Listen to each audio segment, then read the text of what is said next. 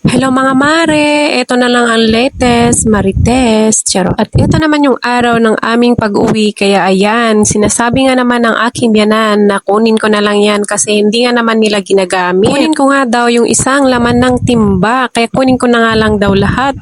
Charot. Apakaswerte ko naman mga mi. Siyempre, wala nang ina-inarte, hiya-hiya, dyan kukunin ko nga naman talaga lahat. At iiwan ko nga daw yung may tubo para naman may babalikan ako ulit. O diba, san ka pa? Kaswerte ko naman. Uy, gusto ko nga tong damihan, ang kaso wala nga daw palang magbuhat, kaya ayan na lang, yung kaya ko na lang bitbitin ang kinuha ko. Naku, apakalayo kasi. Makanya. Basta mala.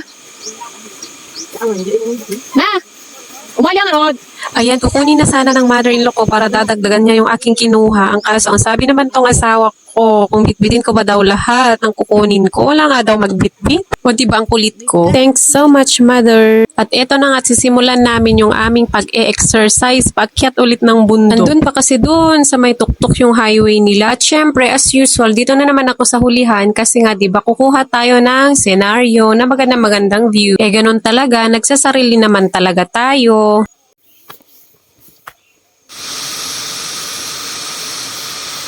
Stop over muna para naman makainom tayo ng malamig na tubig. Sarap ng tubig nila dyan. Kailangan muna uminom ng mga bata.